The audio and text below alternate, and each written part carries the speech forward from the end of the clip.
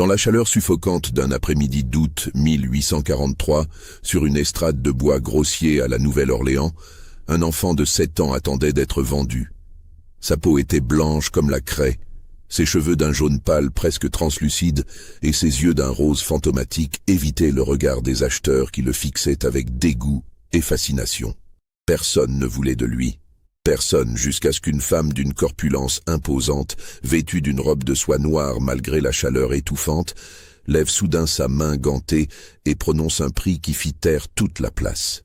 Ce que cette femme allait faire de cet enfant pendant les 15 années suivantes allait devenir l'un des secrets les plus sinistres jamais enfouis dans les terres marécageuses de la Louisiane française.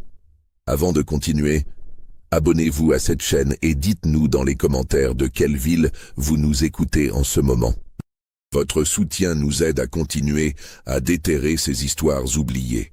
La Louisiane des années 1840 était une terre de contrastes violents et de contradictions morales profondes.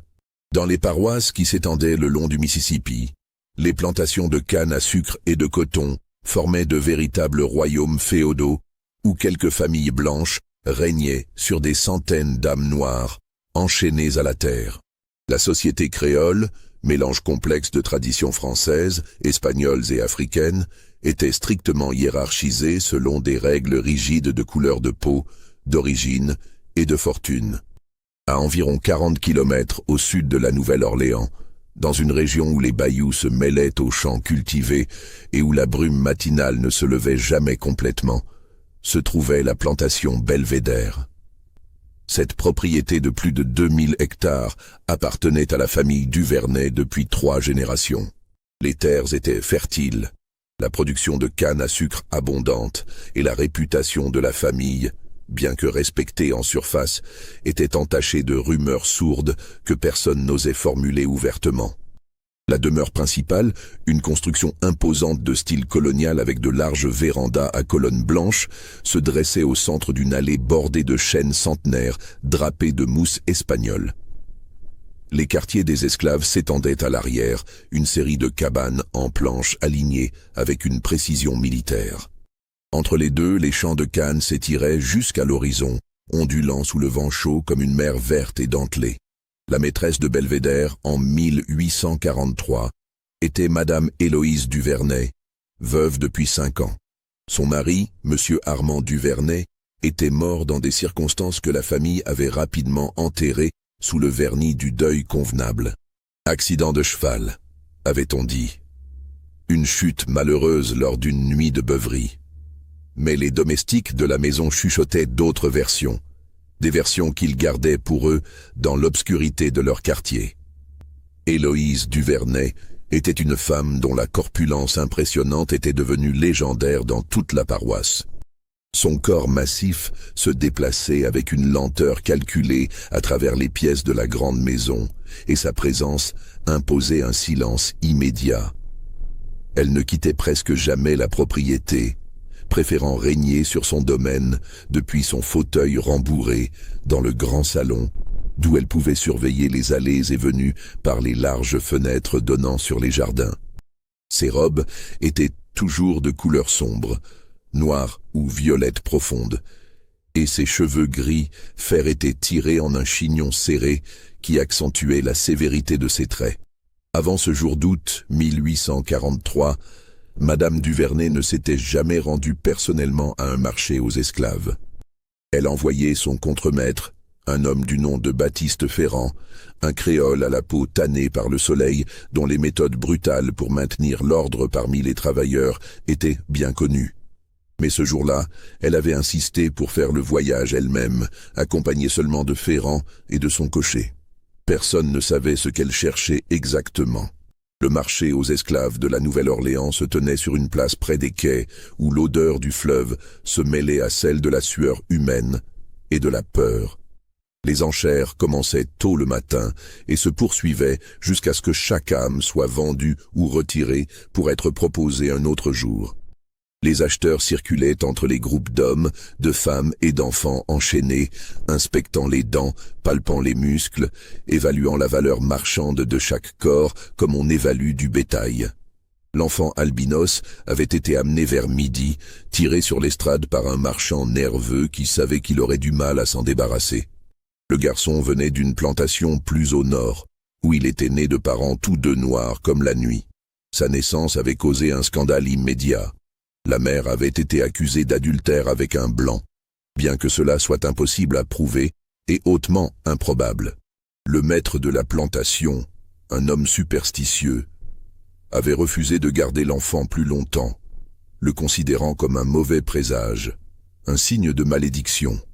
L'enfant se tenait sur l'estrade, les bras minces pendant le long de son corps frêle. Il portait un pantalon en toile grossière beaucoup trop grand pour lui, retenu par une corde. Pas de chemise. Sa peau blanche était marquée de coups de soleil rosés sur les épaules et le nez. Ses cheveux jaunes pâles tombaient en mèches désordonnées autour de son visage. Mais c'était surtout ses yeux qui fascinaient et repoussaient à la fois. Des yeux roses, presque rouges sous certains angles de lumière, avec des pupilles qui semblaient trop larges, trop absorbantes. Le marchand commença son boniment habituel, vantant la jeunesse du garçon, son potentiel de travail, sa docilité. Mais les murmures dans la foule couvraient sa voix. Les gens pointaient du doigt, certains faisaient des signes de croix. Quelques femmes détournaient le regard avec dégoût, les hommes ricanaient nerveusement. « Regardez-moi ce démon !» lança quelqu'un dans la foule. « Une malédiction ambulante !» renchérit un autre. « Qui voudrait amener ça chez soi ?» Le marchand tenta plusieurs fois de commencer les enchères, proposant un prix ridiculement bas. Personne ne répondait. L'enfant gardait la tête baissée, ses mains tremblaient légèrement.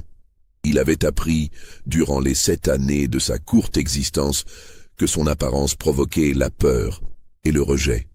Il avait appris à se faire petit, à espérer devenir invisible. C'est alors que Madame Duvernay émergea de l'ombre d'un bâtiment où elle s'était tenue en retrait, observant.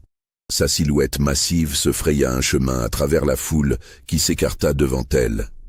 Les gens la reconnaissaient, connaissaient sa réputation de propriétaire impitoyable. Elle s'avança jusqu'au pied de l'estrade et leva les yeux vers l'enfant. Pour la première fois depuis qu'il était monté sur cette estrade, le garçon releva la tête. Leurs regards se croisèrent. Dans les yeux roses de l'enfant passa quelque chose, une étincelle de reconnaissance ou peut-être de terreur pure. Madame Duvernay ne souriait pas.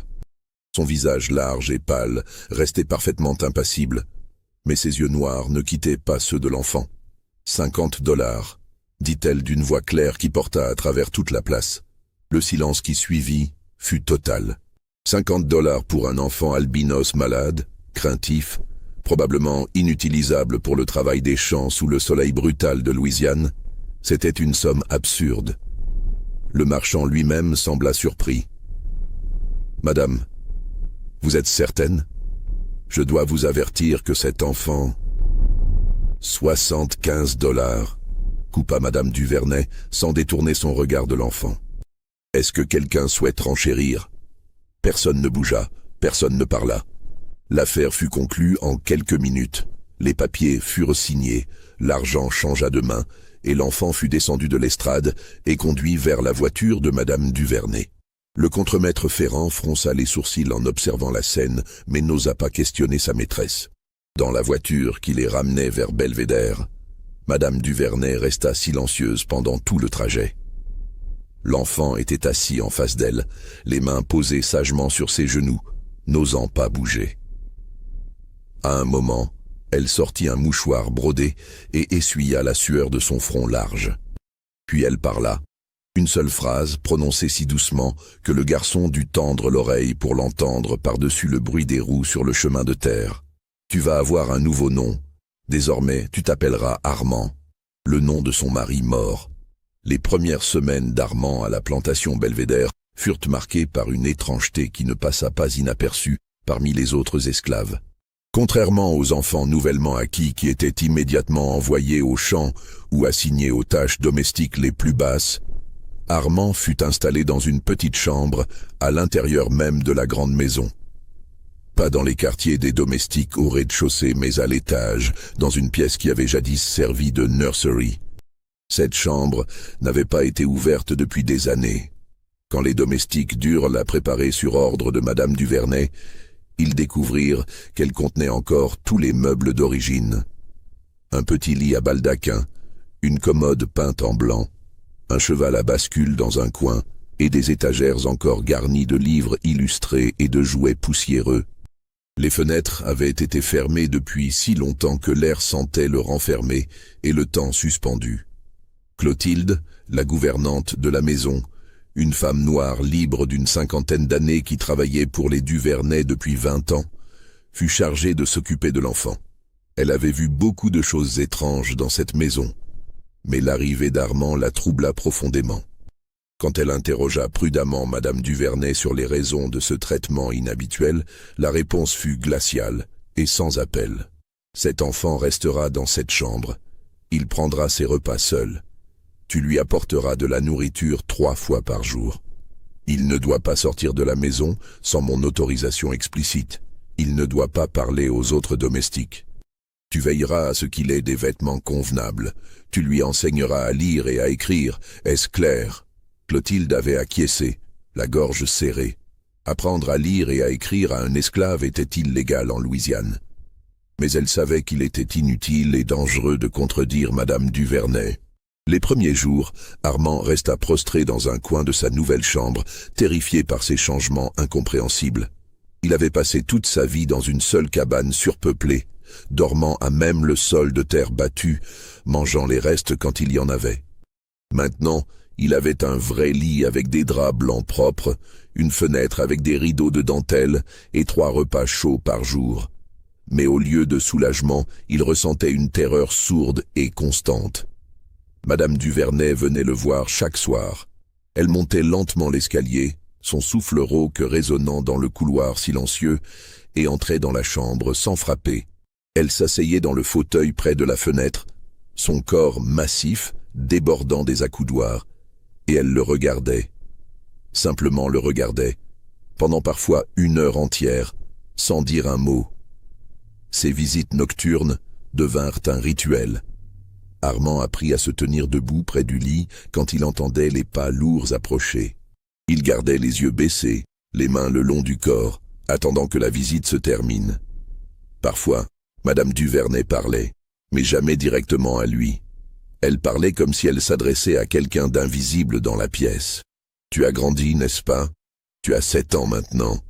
7 ans déjà. » Elle faisait une pause, ses doigts boudinés tapotant doucement l'accoudoir du fauteuil. « Ton père aurait été...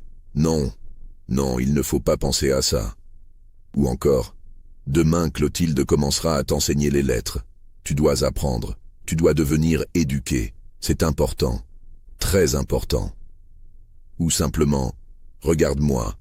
Regarde-moi dans les yeux. » Et quand Armand levait son regard rose vers elle, elle scrutait son visage avec une intensité qui le faisait frissonner. Elle cherchait quelque chose dans ses traits, quelque chose qu'elle semblait à la fois espérer et redouter de trouver. Clotilde, en apportant les repas et en commençant les leçons de lecture, essayait de comprendre ce qui se passait. Elle avait travaillé dans cette maison assez longtemps pour savoir que la chambre où Armand logeait maintenant était celle où le fils unique des Duvernay avait grandi. Un garçon nommé Armand Duvernay Junior, mort à l'âge de 7 ans, en 1833, 10 ans auparavant, d'une fièvre soudaine et violente. La coïncidence des noms ne pouvait être fortuite.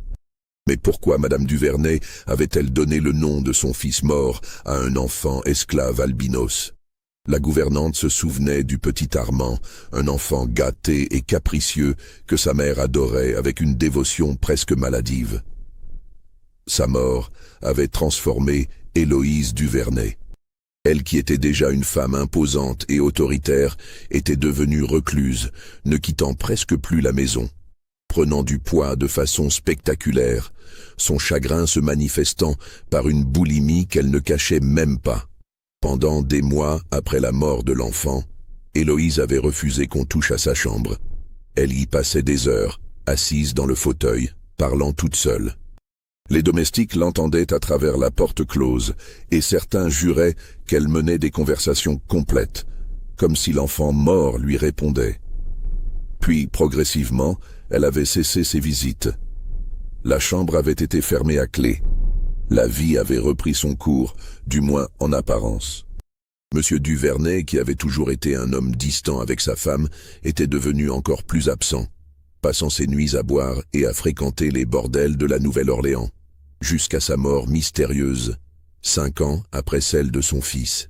Maintenant, 10 ans après la mort du petit Armand, voilà que Madame Duvernay ramenait un autre enfant, lui donnait le même nom, l'installait dans la même chambre.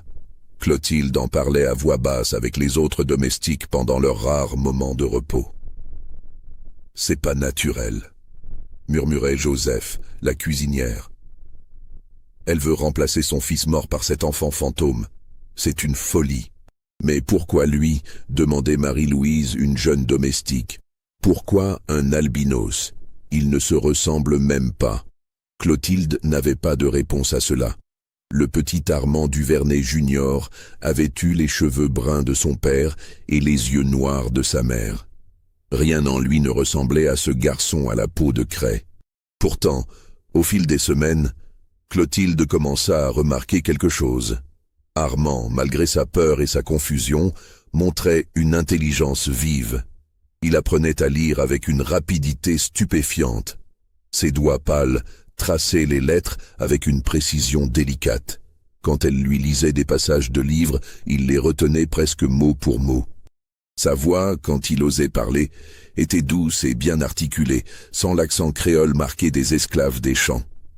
Un soir, alors qu'elle lui apportait son dîner, elle le trouva assis par terre, un vieux portrait à la main. C'était un dessin au fusain qui avait dû glisser d'un livre sur l'étagère. Il représentait le visage d'un homme d'une trentaine d'années, aux traits fins et réguliers, aux yeux légèrement tristes. « Qui est-ce » demanda Armand doucement. Clotilde hésita, puis répondit « C'était le maître de cette maison, Monsieur Duvernay. Il est mort il y a 5 ans. » Armand étudia le portrait en silence pendant un long moment. Puis il dit, si bas que Clotilde dut se pencher pour l'entendre, « Il me ressemble. » La gouvernante sentit un frisson glacé descendre le long de sa colonne vertébrale. « Non, » se dit-elle, « c'est impossible. » Les traits du garçon étaient trop marqués par son albinisme pour vraiment ressembler à qui que ce soit. Et pourtant, il y avait quelque chose dans la forme du nez, dans le dessin de la bouche. Non, c'était son imagination. « Va dormir », dit-elle brusquement, prenant le portrait des mains du garçon. « Et ne pose plus de questions. » Mais les questions continuaient à tourner dans l'esprit de Clotilde, et pas seulement dans le sien. Dans les quartiers des esclaves, les spéculations allaient bon train. Baptiste Ferrand, le contremaître, s'était montré particulièrement agité depuis l'arrivée de l'enfant. Il questionnait les domestiques, cherchant à savoir ce que Madame Duvernay faisait avec le garçon albinos. Ferrand était un homme qui savait garder les secrets, mais il avait aussi l'instinct de flairer les situations potentiellement dangereuses pour lui. Il avait travaillé à Belvédère pendant 15 ans, depuis avant la mort du fils Duvernay. Il connaissait les habitudes de feu Monsieur Armand Duvernay senior, ses escapades nocturnes, ses visites fréquentes au quartier des esclaves, ses appétits particuliers. Il savait des choses que personne d'autre ne savait ou que personne d'autre n'osait formuler. Un soir, 3 mois après l'arrivée d'Armand, Ferrand osa frapper à la porte du bureau de Madame Duvernay. Elle le reçut avec une froideur inhabituelle. « Oui, Ferrand, que voulez-vous ?»« Madame, je m'inquiète pour la plantation. Les esclaves parlent. Ils trouvent étrange que cet enfant... Ce que les esclaves pensent ne vous regarde pas, » coupa-t-elle sèchement. « Votre travail est de vous assurer qu'il travaille, pas qu'il pense. » Bien sûr, madame, mais je dois vous dire que certains documents, des registres de naissance dans les quartiers, des dates qui correspondent... Madame Duvernay se leva lentement de son fauteuil. Malgré sa corpulence, ou peut-être à cause d'elle, sa présence était intimidante. « Monsieur Ferrand, je vous suggère d'être très prudent avec vos insinuations. Très prudent. Vous avez servi cette famille avec loyauté, et j'apprécie votre discrétion. Mais si vous commencez à fouiller dans des affaires qui ne vous concernent pas, vous pourriez découvrir que votre position ici n'est pas aussi sécurisée que vous le pensez. » Le silence qui suivit fut lourd de menaces non formulées. Ferrand baissa la tête et se retira. Mais il ne cessa pas ses investigations discrètes. Au contraire, les paroles de Madame Duvernay ne firent que confirmer ses suspicions. Il se mit à consulter les vieux registres de la plantation, ces cahiers épais, où étaient consignées les naissances, les morts, les achats et les ventes d'esclaves. En août 1836, 7 ans auparavant, il trouva une entrée qui l'arrêta net. Une femme nommée Sarah avait donné naissance à un fils. L'enfant était décrit comme anormal, peau blanche, yeux roses. Le père n'était pas mentionné, comme c'était toujours le cas pour les enfants d'esclaves. 3 jours après la naissance, une autre entrée indiquait que l'enfant et la mère avaient été vendus à un marchand itinérant pour une somme dérisoire. Débarrassé du fardeau, était noté en marge. Ferrand calcula rapidement. Août 1836. Cela ferait maintenant 7 ans à l'enfant, exactement l'âge qu'Armand avait déclaré avoir lors de son achat. Ce devait être le même garçon, mais ce qui troublait le plus Ferrand, c'était la date de conception. En comptant à rebours 9 mois, on arrivait à novembre 1835, quelques semaines après la mort du fils Duvernay. Monsieur Armand Duvernay Senior était alors au plus profond de son deuil et de son alcoolisme. Il passait ses nuits à errer dans la plantation, buvant jusqu'à l'inconscience. Les esclaves des quartiers se rappelaient cette période avec malaise. Le maître était devenu imprévisible, violent même. Plusieurs femmes esclaves avaient rapporté à voix basse des visites nocturnes non désirées. Sarah avait été l'une de ces femmes. Jeune, pas plus de 18 ans à l'époque, elle travaillait comme servante à la grande maison. Elle était belle, avec une peau d'ébène luisante et des yeux intelligents. Après la naissance de son enfant albinos, elle n'avait jamais révélé qui était le père. Peut-être ne le savait-elle pas elle-même avec certitude, ou peut-être savait-elle trop bien que parler signifierait sa mort. Ferrand referma les registres avec soin et les replaça dans leur armoire. Il comprenait maintenant pourquoi Madame Duvernay avait acheté cet enfant. Pas pour remplacer son fils mort, pas par folie ou sentimentalisme, mais pour contrôler une vérité qui, si elle était révélée, détruirait ce qui restait de la réputation de la famille Duvernay. Si Armand était réellement le fils illégitime de feu Monsieur Duvernay, né d'une esclave, il représentait un scandale explosif. Même après la mort du père, l'existence d'un tel enfant pourrait remettre en question l'héritage, attirer les regards de la communauté créole toujours prompte au ragot, compromettre les alliances matrimoniales futures de la famille. Et il y avait plus. Madame Duvernay avait 2 nièces, filles de son frère cadet, qui devaient hériter de Belvédère à sa mort puisqu'elle n'avait pas d'héritier direct survivant. Mais si un fils de Monsieur Duvernay existait, même né d'une esclave, même illégal par la loi, sa simple existence pourrait compliquer terriblement la succession. En gardant l'enfant près d'elle, en le cachant à la vue du monde sous le toit même de la grande maison, Madame Duvernay s'assurait qu'il ne disparaisse pas dans la nature où il pourrait un jour réapparaître avec des revendications. Elle le contrôlait totalement. C'était à la fois une vengeance contre son mari infidèle, même mort, et une mesure de protection pragmatique. Mais ce que Ferrand ne pouvait pas encore savoir, c'est que la vérité était encore plus complexe et sinistre que ce qu'il imaginait. Les années passèrent avec une lenteur étouffante pour Armand. De 7 à 10 ans, puis de 10 à 13, il vécut dans une sorte de limbe, prisonnier doré dans la chambre de l'enfant mort qu'il était censé d'une certaine manière remplacer sans jamais vraiment le remplacer. Clotilde continuait ses leçons. Armand devint un lecteur vorace, dévorant tous les livres qu'on lui apportait. Il apprit le français littéraire, un peu de latin, les mathématiques de base, même des rudiments de musique.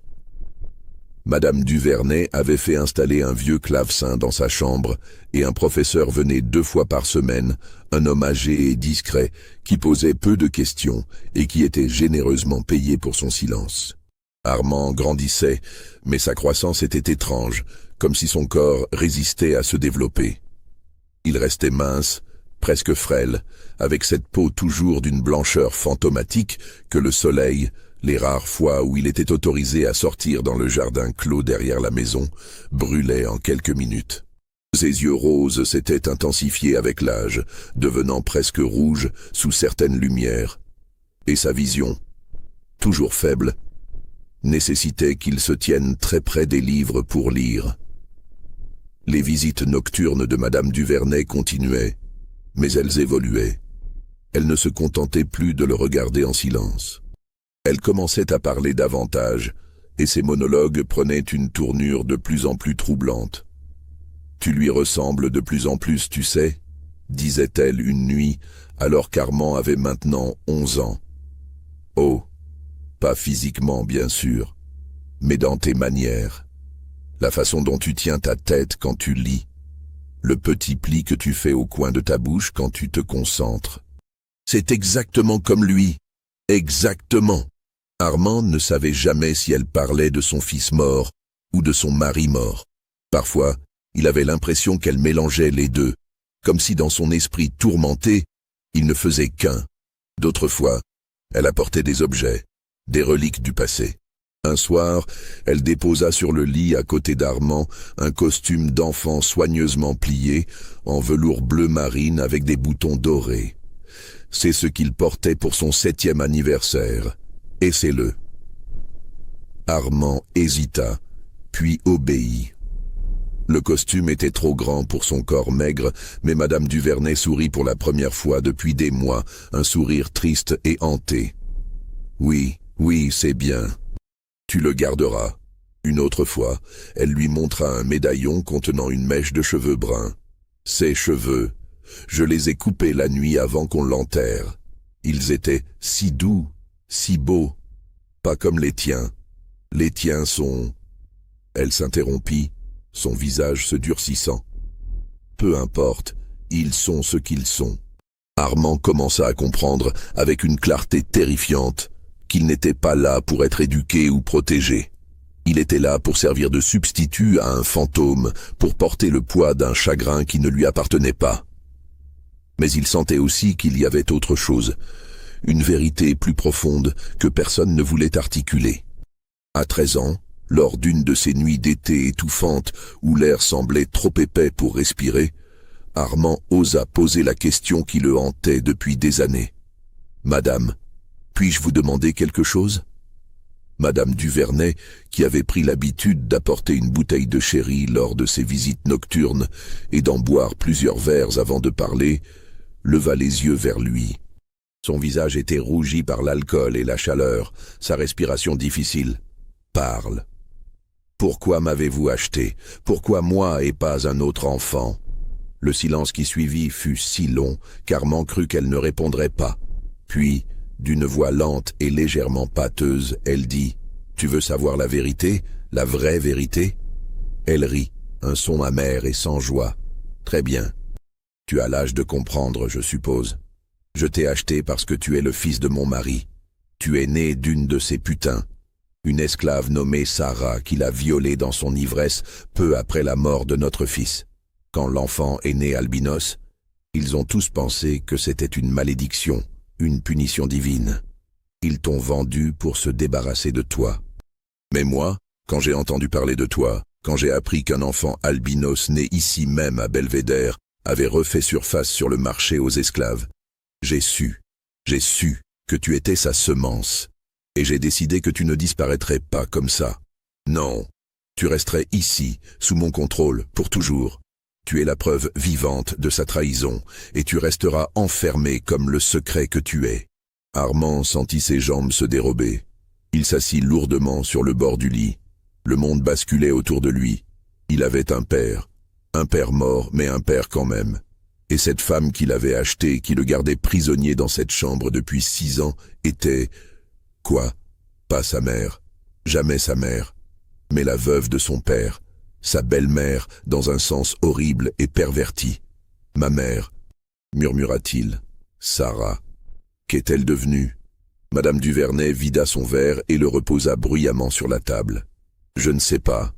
Morte, probablement. Les esclaves ne vivent pas longtemps quand ils sont vendus à des marchands itinérants. Ils finissent dans des plantations encore pires que celle-ci. ou dans des maisons de passe de la Nouvelle-Orléans, ou mort dans un fossé quelque part. Cela n'a pas d'importance. Cela a de l'importance pour moi, dit Armand avec une audace qui le surprit lui-même. Le regard de Madame Duvernay se durcit dangereusement. Tu n'as aucun droit de réclamer quoi que ce soit, petit bâtard. Tu es moins que rien. Tu es la honte incarnée de cette famille. Je te garde ici par charité, comprends-tu? Par charité et pour m'assurer que tu ne sortes jamais raconter ton histoire au monde. Elle se leva avec difficulté, son corps massif oscillant légèrement. Et maintenant que tu connais la vérité, tu comprendras mieux pourquoi tu ne quitteras jamais cette chambre. Jamais. Même si tu vis jusqu'à 100 ans, tu mourras entre ces 4 murs. Elle sortit, claquant la porte derrière elle. Armand entendit la clé tourner dans la serrure, un bruit qu'il connaissait bien mais qui, cette nuit-là, sonnait avec une finalité nouvelle et terrible. Allongé dans le noir, Armand pleura pour la première fois depuis des années.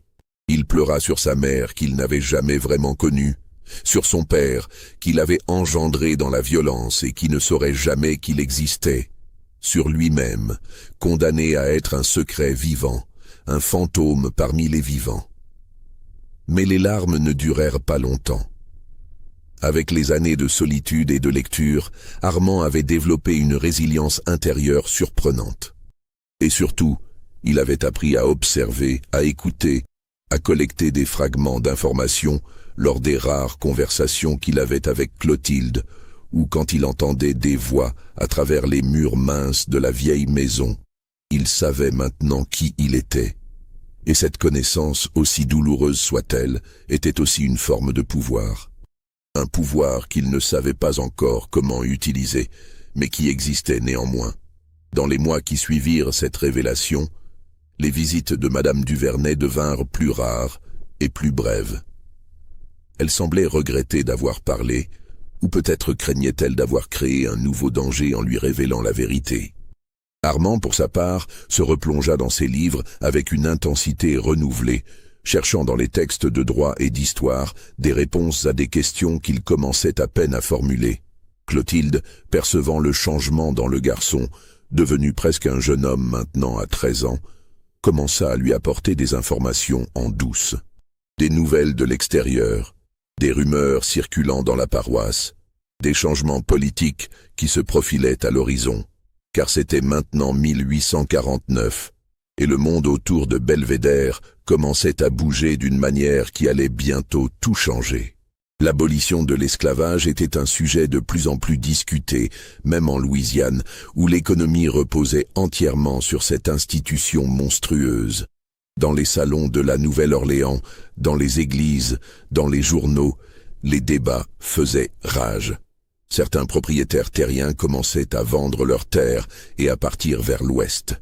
D'autres se préparaient à défendre leur mode de vie par tous les moyens. Madame Duvernay ne sortait plus jamais de la maison maintenant. Sa santé déclinait rapidement. Son poids était devenu tel qu'elle pouvait à peine marcher d'une pièce à l'autre. Elle passait la plupart de son temps dans son fauteuil du grand salon, mangeant sans cesse, buvant du sherry du matin au soir, donnant des ordres d'une voix de plus en plus faible.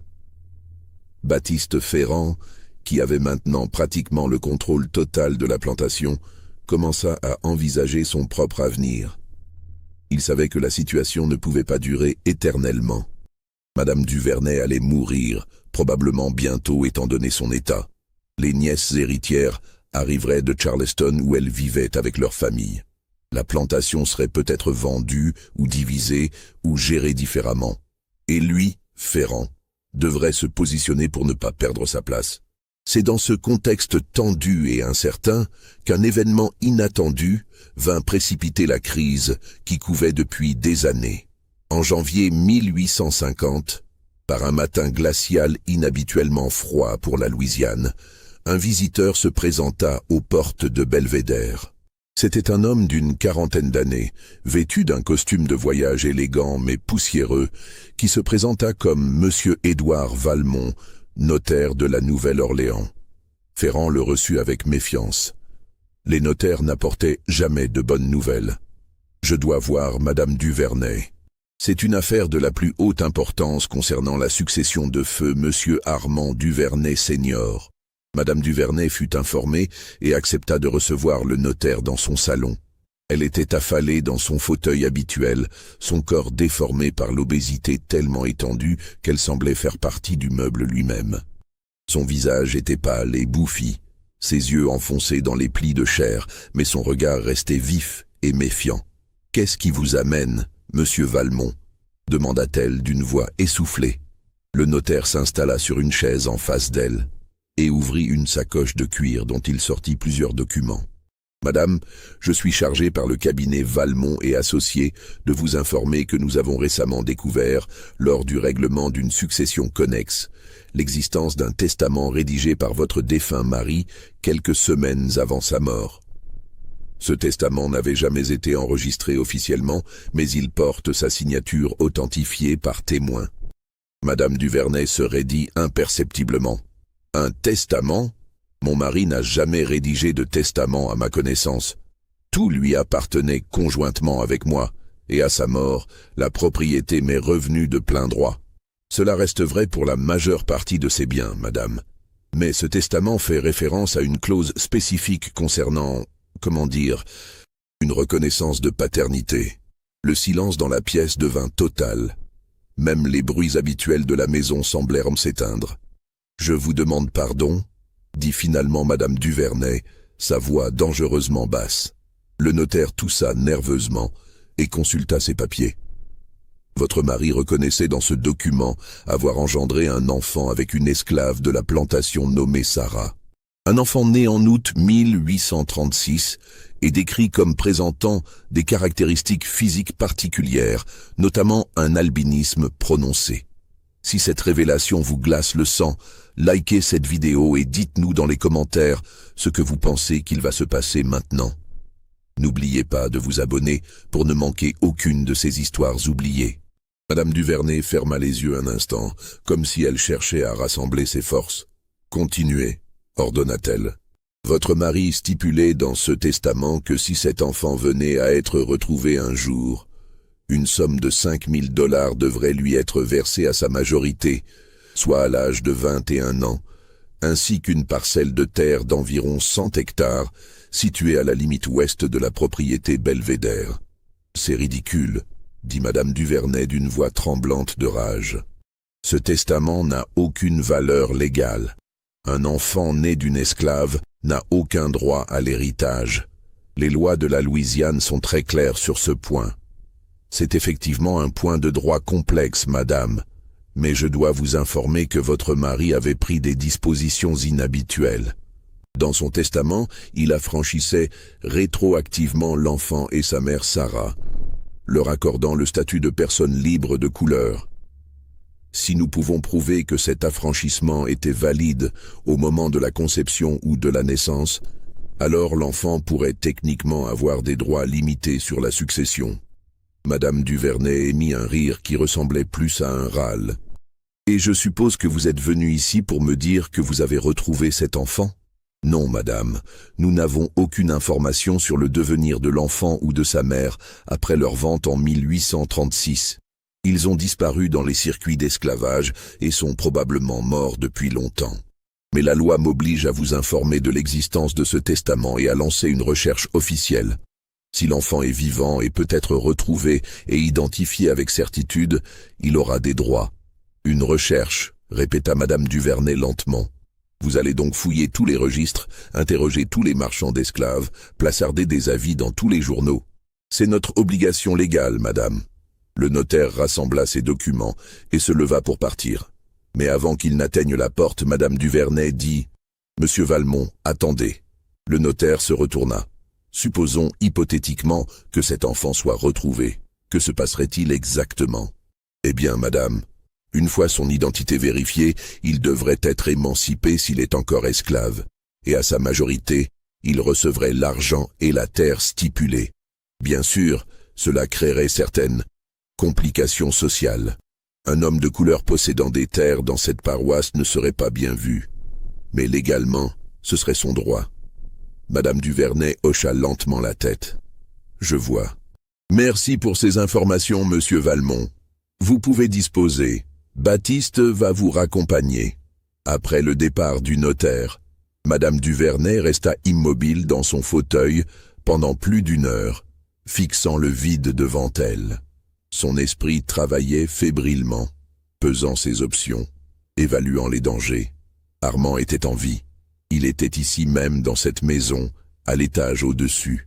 Si sa véritable identité était découverte, si les recherches officielles menaient à Belvédère, si quelqu'un, n'importe qui, faisait le lien entre le garçon albinos qu'elle avait acheté il y a 7 ans et l'enfant recherché, ce serait un scandale monumental.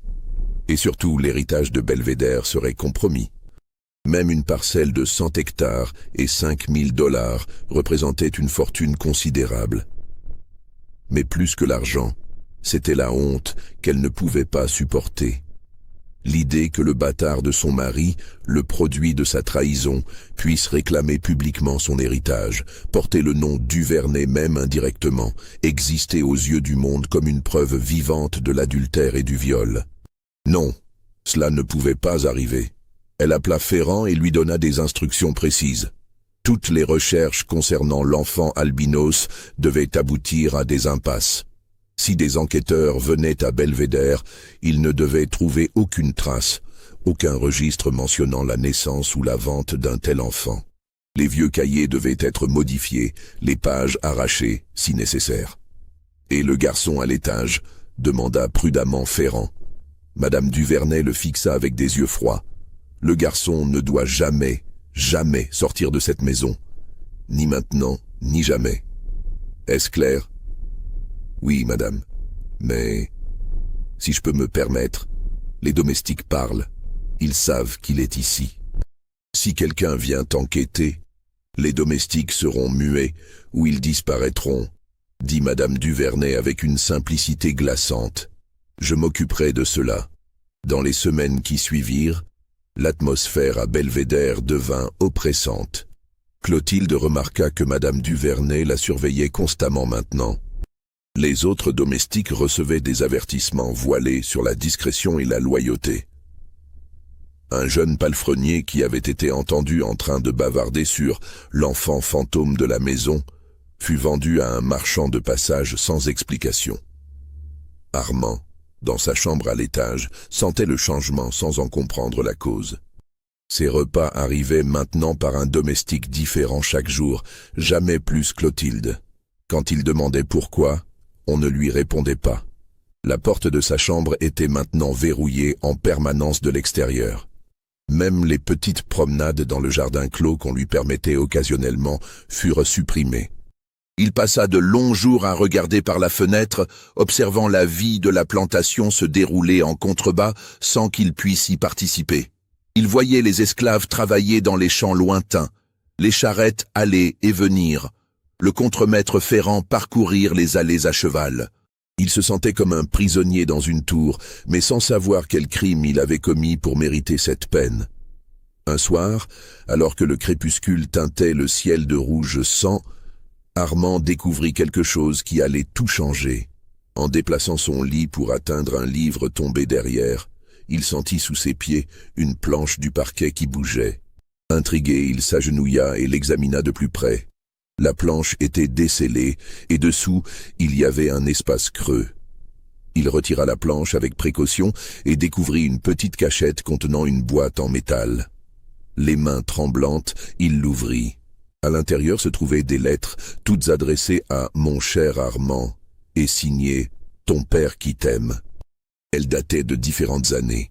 Les plus anciennes écrites quand le fils Duvernay avait 3 ou 4 ans. Les plus récentes juste avant sa mort. Armand passa la nuit à lire ces lettres à la faible lumière d'une chandelle. C'étaient des lettres d'un père à son fils, pleines d'affection, de conseils, de rêves pour l'avenir. Mais ce qui frappa Armand, ce fut le ton dans les dernières lettres, celles écrites dans les mois précédant la mort de l'enfant. Le père semblait pressentir quelque chose, comme s'il avait peur. « Mon cher fils », écrivait Armand Duvernay Senior dans une lettre datée du mois avant la mort de l'enfant, « si tu lis ces mots, c'est que tu as grandi et que tu as trouvé cette cachette comme je te l'ai enseigné. Tu dois savoir certaines choses sur notre famille, des choses que ta mère préfère garder secrètes. Notre fortune est bâtie sur du sang et des larmes, et je crains que ce sang ne réclame un jour son dû. Sois prudent avec ta mère. Elle t'aime à sa manière, mais c'est un amour possessif et dangereux. Ne la contrarie jamais, ne la défie jamais. Et surtout, mon fils, si tu apprends un jour que tu as un frère ou une sœur, même né dans les circonstances les plus indignes, ne les rejette pas. Le sang est le sang, et nous devons répondre de nos péchés. Armand referma la lettre avec des mains tremblantes. Un frère ou une sœur dans des circonstances indignes. Son père savait. Il savait qu'il avait engendré un autre enfant, et il semblait exprimer une forme de remords ou de responsabilité. Mais ce qui glaça vraiment le sang d'Armand fut la dernière ligne de la toute dernière lettre, celle écrite quelques jours avant la mort de l'enfant. Si quelque chose m'arrive, si je disparais soudainement, sache que ce ne sera pas un accident. Le jeune Armand Duvernay Jr. était mort d'une fièvre soudaine, selon la version officielle. Mais son père, dans ses lettres, laissait entendre qu'il craignait pour sa propre vie. Et 5 ans après la mort de son fils, Armand Duvernay Senior était mort lui aussi, prétendument d'une chute de cheval. 2 morts soudaines dans la même famille, toutes 2 entourées de mystères.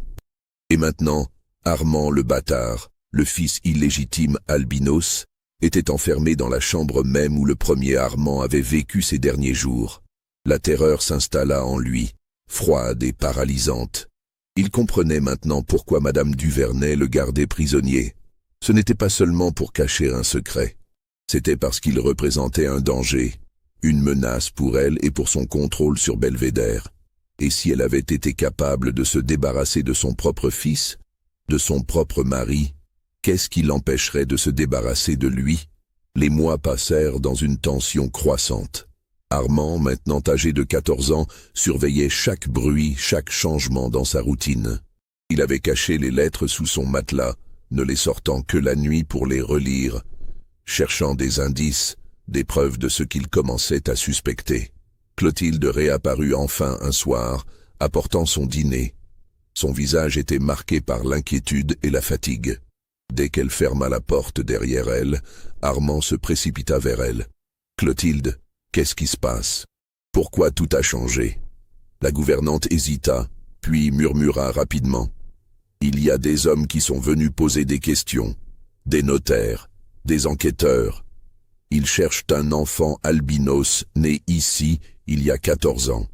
Madame Duvernay a fait disparaître tous les registres, mais ils continuent à fouiller. Elle a peur, une peur terrible, et quand elle a peur, elle devient dangereuse. Est-ce qu'ils savent que je suis ici? Non, personne ne parle, tous ont trop peur, mais Armand... » Elle baissa encore plus la voix. « Tu dois comprendre quelque chose, je ne peux plus me taire. Je dois te dire ce que je sais, car si je meurs demain, personne ne le saura jamais. » Elle s'assit lourdement sur le bord du lit, ses mains tremblant légèrement. « Le petit Armand, le fils de Madame Duvernay, n'est pas mort de fièvre. Je le sais parce que j'étais là cette nuit-là. J'ai vu ce qui s'est passé. » Armand sentit son cœur battre à tout rompre. Qu'est-ce qui s'est passé? L'enfant était difficile, capricieux, il faisait des colères terribles. Ce soir-là, il avait refusé de manger, jeté son assiette contre le mur, crié qu'il haïssait sa mère. Madame Duvernay était déjà une femme au tempérament violent. Mais depuis des mois, elle était devenue pire. Elle buvait beaucoup, mangeait sans cesse, et sa colère était imprévisible. Quand l'enfant l'a insultée ce soir-là, elle a perdu le contrôle. Clotilde ferma les yeux, la douleur du souvenir visible sur son visage. Elle l'a frappé. Fort. L'enfant est tombé et sa tête a heurté le coin de la commode. Il y a eu beaucoup de sang. Madame Duvernay a paniqué.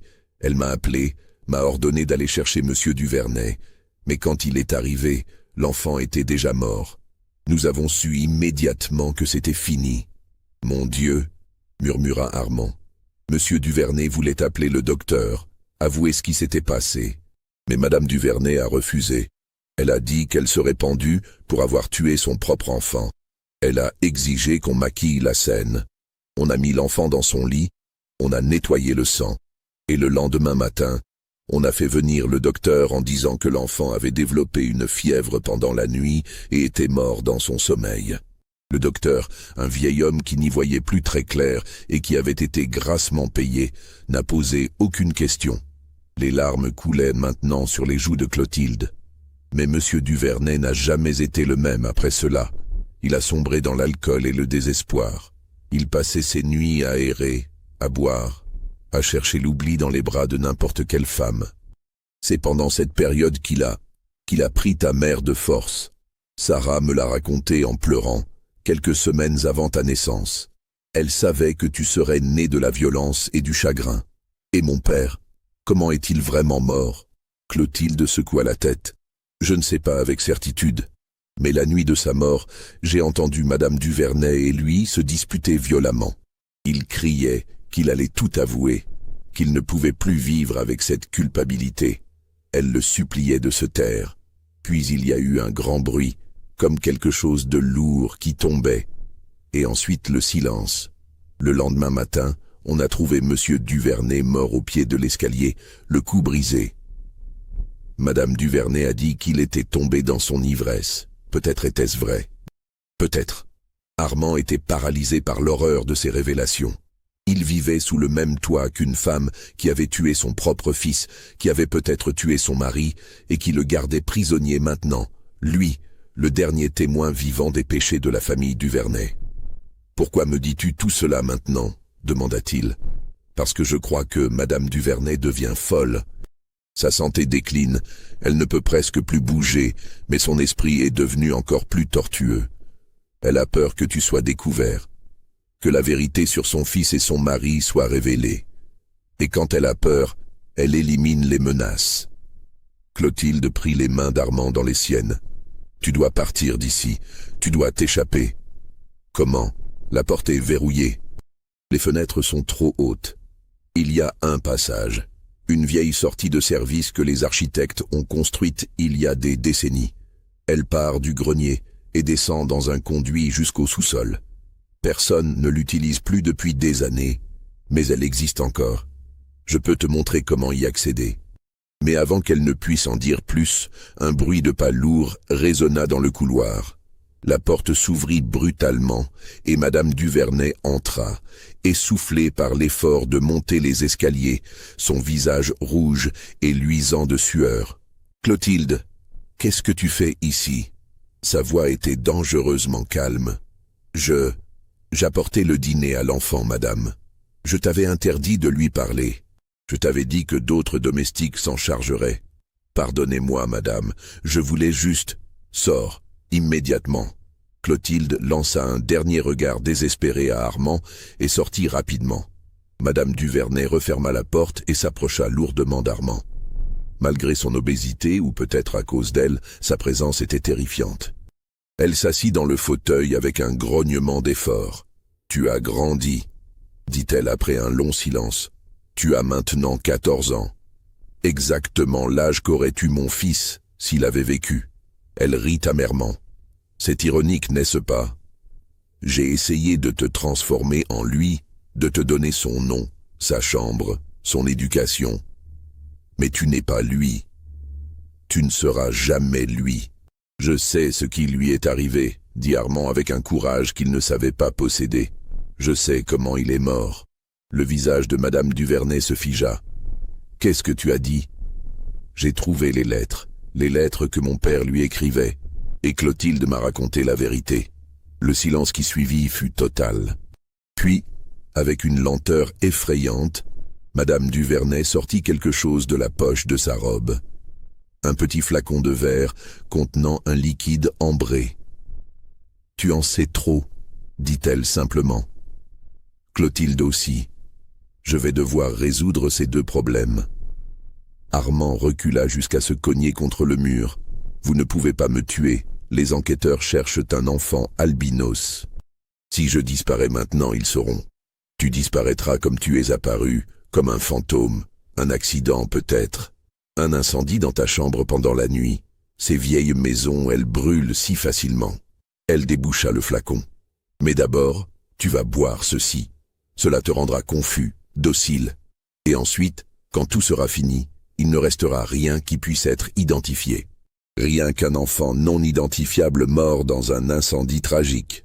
Armand regarda autour de lui, désespéré, cherchant une échappatoire. Son regard tomba sur le lourd chandelier en cuivre posé sur la commode. Avant que Madame Duvernay puisse réagir, il se jeta vers la commode, saisit le chandelier et le brandit devant lui comme une arme. « N'approchez pas. » Madame Duvernay rit, un son rauque et sans joie. « Tu crois vraiment que tu peux me menacer, petit bâtard? Tu n'es rien. Tu as toujours été rien. » Elle se leva avec difficulté et commença à avancer vers lui. Malgré sa corpulence, ou peut-être à cause de la terreur qu'elle inspirait, elle semblait immense, invincible. Armand recula, le chandelier tremblant dans ses mains. Il savait qu'il ne pourrait jamais réellement frapper cette femme. Il n'était pas un meurtrier, il n'était qu'un enfant terrifié. C'est alors que la porte s'ouvrit violemment. Clotilde se tenait là, et derrière elle, 3 hommes en costume sombre. L'un d'eux était le notaire Valmont. Les 2 autres semblaient être des officiers de justice. « Madame Duvernay, » dit Valmont d'une voix ferme, « nous avons reçu des témoignages troublants concernant un enfant retenu prisonnier dans cette maison. Des témoignages suffisamment sérieux pour obtenir un mandat de perquisition. » Madame Duvernay pivota maladroitement, le flacon tombant de ses mains et se brisant sur le sol. Le liquide ambré se répandit, dégageant une odeur âcre et sucrée. « Du laudanum concentré, » réalisa Armand, « assez pour tuer un enfant de son poids. »« Vous n'avez aucun droit d'être ici, » hurla Madame Duvernay. « Sortez de ma maison !» Mais les officiers s'avançaient déjà, écartant sa masse imposante pour atteindre Armand. Ils virent ses yeux roses, sa peau blanche, ses traits délicats. Ils virent aussi sa terreur, le chandelier qu'il tenait encore dans ses mains tremblantes, le flacon brisé au sol. « C'est lui !» murmura Valmont. « Mon Dieu, c'est vraiment lui, le fils d'Armand Duvernay. » Les jours qui suivirent furent un tourbillon d'événements qui changèrent à jamais le cours de plusieurs vies. Armand fut emmené de Belvédère et placé sous la protection temporaire du cabinet de notaire en attendant que son statut légal soit clarifié. Clotilde témoigna longuement devant les autorités, racontant tout ce qu'elle savait sur la mort du jeune Armand Duvernay Junior, sur les circonstances de la naissance de l'enfant albinos, sur les années d'emprisonnement. Madame Héloïse Duvernay fut arrêtée et accusée de séquestration, de tentative de meurtre, et finalement, après que d'autres domestiques eurent témoigné, de meurtre sur son propre fils. Le procès qui s'ensuivit devint l'un des plus sensationnels de l'histoire de la Louisiane. Les journaux de la Nouvelle-Orléans et même de villes plus éloignées publiaient des comptes rendus quotidiens. La vérité émergea lentement, péniblement, à travers les témoignages. Oui, Madame Duvernay avait tué son fils dans un accès de rage. Oui, elle avait probablement poussé son mari dans les escaliers lors d'une dispute. Oui, elle avait gardé Armand prisonnier pendant 7 ans, le cachant du monde, le manipulant psychologiquement en essayant de le transformer en substitut de son fils mort. Mais ce qui choqua le plus la société créole, ce fut la révélation de l'existence d'un héritier illégitime, un enfant né d'une esclave, qui avait techniquement des droits sur une partie de la fortune Duvernay. Les ramifications légales étaient complexes et sans précédent. Finalement, après des mois de délibération, le tribunal trancha. Le testament d'Armand Duvernay Senior fut reconnu comme valide. L'affranchissement posthume d'Armand et de sa mère Sarah fut accepté. À sa majorité dans 7 ans, Armand hériterait de la somme et de la parcelle de terre stipulée dans le testament. En attendant, il serait placé sous la tutelle du cabinet notarial et recevrait une éducation appropriée. Madame Héloïse Duvernay ne vécut pas assez longtemps pour voir le verdict final. Elle mourut en prison 6 mois après son arrestation, son corps massif finalement vaincu par des années d'excès et par le poids écrasant de sa culpabilité. Certains dirent qu'elle s'était laissée mourir, refusant de manger, acceptant enfin la punition qu'elle avait évitée pendant si longtemps. Baptiste Ferrand, le contremaître, disparut avant le procès et ne fut jamais retrouvé. On supposa qu'il était parti vers l'ouest, vers le Texas ou la Californie, emportant avec lui ses propres secrets. Belvédère fut vendu aux enchères pour payer les dettes et les frais de justice. La grande maison, témoin de tant de tragédies, fut achetée par une famille du Nord qui ne connaissait rien de son histoire sombre. Les esclaves furent dispersés, certains vendus, d'autres libérés selon les dispositions testamentaires compliquées qui émergèrent du règlement de la succession. Clotilde reçut sa liberté et une petite somme d'argent en remerciement pour son témoignage courageux. Elle ouvrit une petite pension de famille à la Nouvelle-Orléans et resta en contact avec Armand pendant de nombreuses années. Et Armand lui-même, pendant les 7 années qui séparèrent sa libération de sa majorité, il vécut dans une série de pensions sous la supervision du notaire Valmont. Il continua son éducation, se révélant être un élève exceptionnel. Il apprit le droit, les mathématiques avancées, la littérature, les langues. Mais il apprit aussi, lentement et douloureusement, à vivre dans le monde, un monde qui le regardait toujours avec curiosité et parfois avec dégoût en raison de son apparence. À 21 ans, en 1857, Armand reçut son héritage. Les $5 000 et les 100 hectares de terre lui furent officiellement transférés. Mais la Louisiane de 1857 n'était plus celle de 1843. Les tensions sur l'esclavage atteignaient leur point de rupture. La guerre civile approchait à grands pas. Un homme de couleur libre possédant des terres était vu avec suspicion et hostilité. Armand vendit rapidement la parcelle et utilisa l'argent pour partir vers le nord. Il s'installa finalement à Philadelphie, où il devint copiste juridique pour un cabinet d'avocats abolitionnistes. Il changea son nom, abandonnant Duvernay pour adopter un patronyme plus anonyme. Il vécut une vie discrète et solitaire, ne se mariant jamais, ne parlant jamais de son passé. Dans ses rares moments de réflexion, assis dans son modeste appartement de Philadelphie, Armand pensait parfois à cette chambre de Belvédère où il avait passé 7 ans de sa vie. Il pensait au petit Armand Duvernay Junior, l'enfant dont il avait porté le nom et la chambre mais jamais vraiment l'identité. Il pensait à sa mère Sarah, qu'il n'avait jamais connue, qui avait disparu dans les ténèbres du système esclavagiste et dont on n'avait plus jamais entendu parler. Il pensait à Madame Héloïse Duvernay, cette femme monstrueuse et pitoyable à la fois, consumée par son chagrin et sa culpabilité jusqu'à devenir elle-même une créature de cauchemar. Et il pensait à son père, Armand Duvernay Senior, un homme qu'il n'avait jamais rencontré, mais dont il avait lu les lettres, un homme rongé par le remords, qui avait tenté, trop tard et trop faiblement, de réparer ses torts. Toute cette souffrance, toute cette tragédie. Pourquoi ? Pour préserver les apparences d'une famille respectable, pour maintenir l'ordre social d'un système pourri jusqu'à la moelle, pour cacher des secrets qui, une fois révélés, avaient détruit tout ce qu'ils étaient censés protéger. Armand vécut jusqu'à l'âge de 47 ans. Il mourut en 1876 d'une pneumonie, seul dans son appartement de Philadelphie. Il n'avait ni famille, ni amis proches. Ses biens, modestes, furent légués à une société de charité aidant les anciens esclaves à s'établir dans le Nord. Dans ses papiers personnels, les exécuteurs testamentaires trouvèrent un journal intime qu'il avait tenu pendant des années. Sur la première page, écrit d'une main ferme et élégante, il y avait ces mots. « Je suis né d'un viol, nommé d'après un mort, emprisonné pour un crime que je n'avais pas commis, et libéré pour hériter de la culpabilité d'une famille qui n'était pas vraiment la mienne. J'écris ceci pour que quelqu'un, un jour, sache que j'ai existé, que j'étais réel, que malgré tout ce qui a été fait pour m'effacer, je suis devenu une personne. Et peut-être, en racontant cette histoire, quelqu'un comprendra que les secrets enterrés ne meurent jamais vraiment. Ils pourrissent sous la surface et empoisonnent tout ce qu'ils touchent.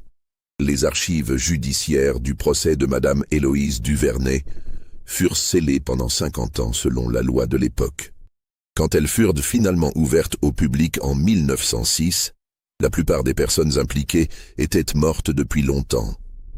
L'affaire devint une note de bas de page dans l'histoire de la Louisiane d'avant-guerre, une anecdote bizarre rapidement oubliée au profit d'événements plus importants. La plantation Belvédère existe toujours aujourd'hui, transformée en propriété privée et ensuite en musée historique dans les années 1980. Les guides touristiques racontent l'histoire de la propriété, mentionnent sa production de canne à sucre et son architecture coloniale. Ils parlent parfois brièvement du scandale Duvernay de 1850. Mais les détails sont vagues, édulcorés pour ne pas choquer les visiteurs. Personne ne mentionne la chambre au premier étage où un enfant albinos fut gardé prisonnier pendant 7 ans. Cette chambre a été rénovée, repeinte, transformée en bureau pour l'administrateur du musée. Les planches du parquet ont été remplacées. Le fauteuil où Madame Duvernay s'asseyait pour regarder l'enfant a disparu depuis longtemps. Les rideaux de dentelle ont pourri et ont été jetés.